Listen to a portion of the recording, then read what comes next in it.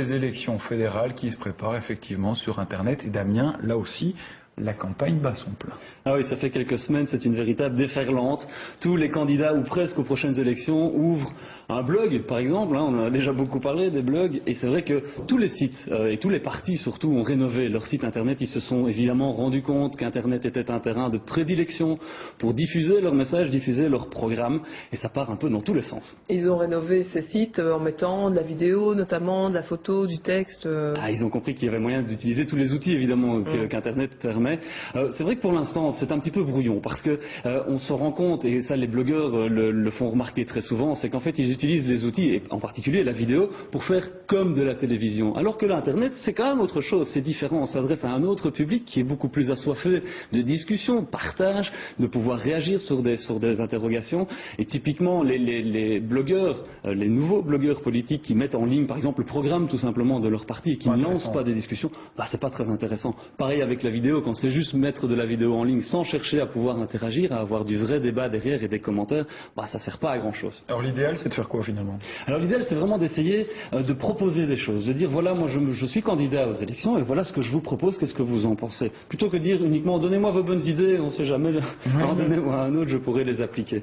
On a bien vu en France avec les élections présidentielles, ça a été exactement la même chose. Il s'est passé énormément de choses sur Internet, beaucoup de blogs ont été ouverts et beaucoup d'hommes politiques se sont mis à bloguer aussi grâce à ça. Ça ouvre en fait de grandes perspectives en termes d'interactivité et surtout sur le fond, parce que c'est quand même ça qui est important. Il ne faut pas que ce soit juste surfer sur la vague des blogs, il faut qu'on s'intéresse aux vrais problèmes et aux vraies actualités des gens. Et il vaut mieux que les internautes parlent avec les hommes politiques sur leur blog à eux que sur d'autres blogs et finalement où là il n'y a pas de gestion du parce que les blogueurs ne les attendront pas.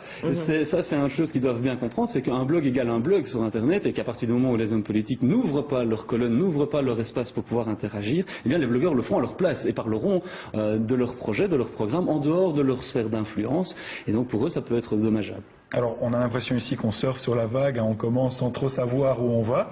C'est pas du tout le cas aux États-Unis, par contre. Ah oui, ils ont 2 guerres d'avance sur nous par rapport à ça. On sait qu'il y a même des blogueurs qui sont amenés à être accrédités comme des journalistes pour suivre la campagne. Ça a été le cas en France aussi avec l'UMP et le PS. Ils ont fait la même chose. Ils ont permis à des blogueurs de venir suivre comme des journalistes l'actualité et les programmes de campagne, les congrès et les conférences qui étaient tout autour. Donc, on a encore pas mal de petites choses à mettre au point ici en Belgique. Pourtant, il y a de plus en plus de blogueurs, il y a de plus en plus de personnes qui sont intéressées. C'est vraiment un accès le plus démocratique possible à l'information. C'est ça qui est génial. N'importe qui peut exprimer ses points de vue maintenant sur Internet. D'ailleurs, si on veut une compilation de tout ce qui se dit sur les blogs en matière politique, en préparation des élections, un site à retenir? Oui, un seul site à retenir, on va le voir à l'écran, ça s'appelle belgoblog, politique.belgoblog.com. En fait, c'est un site qui agrège tous les nouveaux billets qui sont écrits sur une centaine de blogs politiques en Belgique. Parfait, c'est un bon résumé en tout cas. Merci d'avoir partagé ces moments avec nous.